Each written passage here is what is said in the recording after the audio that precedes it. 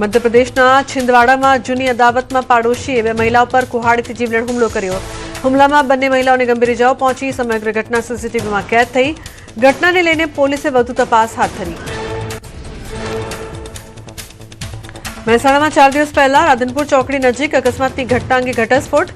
અકસ્માત નહીં પણ આપઘાત કર્યાનો ખુલાસો। સીસીટીવીમાં પરપ્રાંતીય યુવક ટ્રેલરના ટાયરમાં જાતે કૂદતો હોવાનું દેખાયું। સમગ્ર મામલે વધુ તપાસ હાથ ધરાઈ। છત્તીસગઢના કોરબામાં બે ટ્રક વચ્ચે જોરદાર ટક્કર બાદ ભીષણ આગ લાગી। ઘટનામાં એક ટ્રક ચાલકનું જીવતા ભૂંજાઈ જવાથી મોત થયું। ફાયર બ્રિગેડની મદદથી આગ પર કાબુ મેળવાયો। પોલીસે વધુ તપાસ હાથ ધરી। અમદાવાદના વેજલપુરમાં આગ લાગતા પિતા પુત્રનું મોત, અન્ય એક વ્યક્તિ સારવાર હેઠળ। આગની ઘટનામાં 6 લોકોનું રેસ્ક્યુ કરાયું। ફાયર વિભાગની 4 ગાડીઓએ આગ ઉપર મેળવ્યો કાબુ। ભારતીય શેર બજારમાં મોટો કડાકો। સેન્સેક્સ 1000થી વધુ પોઈન્ટ તૂટ્યું।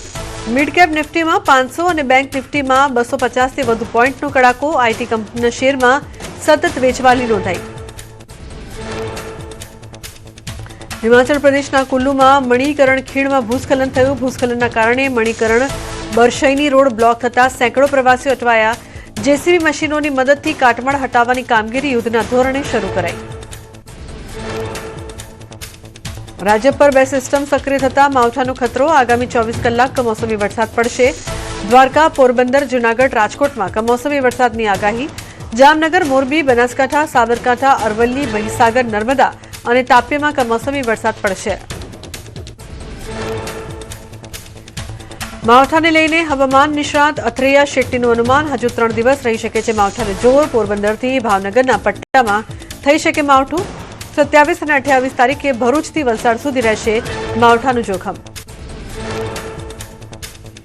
અરવલ્લી જિલ્લાના વાતાવરણમાં પલટો આવ્યો। સવારે મોડાસા સહિત મેઘરજ પંથકમાં માવઠું થયું।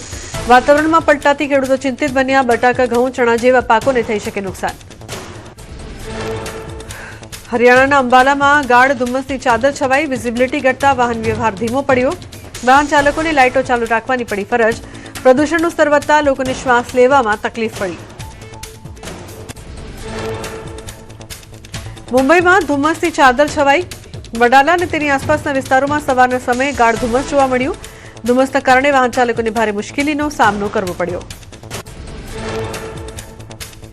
દિલ્હીમાં અક્ષરધામ વિસ્તારમાં સવારે ધુમ્મસ અને પ્રદૂષણની ચાદર છવાઈ। અક્ષરધામ સહિતના અનેક વિસ્તારોમાં એક્યુઆઈ 300થી 330ની વચ્ચે નોંધાયો। દિલ્હીમાં ફેબ્રુઆરીના અંતમાં ઉનાળા જેવી ગરમીનો અહેસાસ।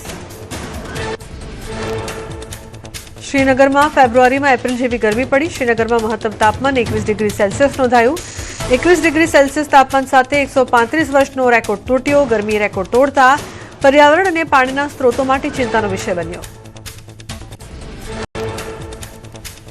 શ્રીનગરમાં વિશ્વ પ્રસિદ્ધ દાલ સરોવર ખાતે પ્રવાસીઓની ભારે ભીડ જોવા મળી। આહલાદક શાંત વાતાવરણ વચ્ચે પ્રવાસીઓએ શિકારા રાઇડનો આનંદ માણ્યો। પ્રવાસીઓના વધતા ધસારાના કારણે વેપારીઓમાં ભારે ઉત્સાહ।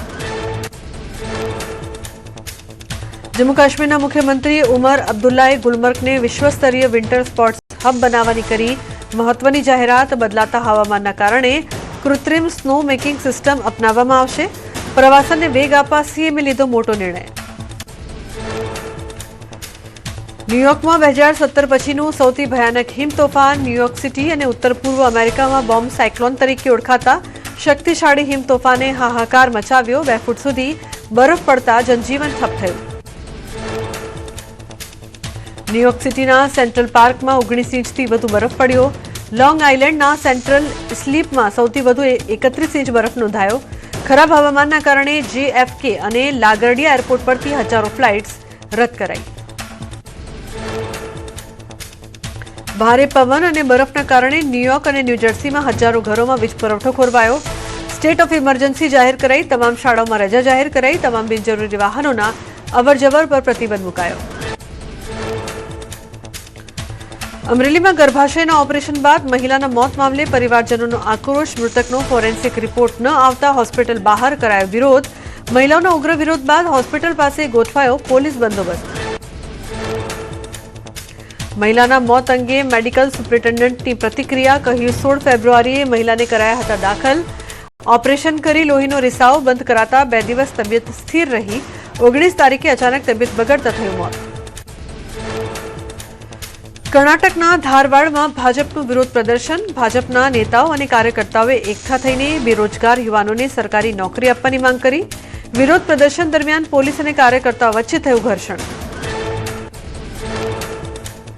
દિલ્હી એઆઈ સમિટમાં કોંગ્રેસના વિરોધને લઈને ભાજપનો વિરોધ. સુરતમાં ભાજપ મહિલા મોરચાએ ધરણા યોજીને નોંધાવ્યો વિરોધ. શહેરના અઠવા લાઇન્સ વિસ્તારમાં મહિલાઓએ બેનરો સાથે રાહુલ ગાંધી સામે નોંધાવ્યો વિરોધ.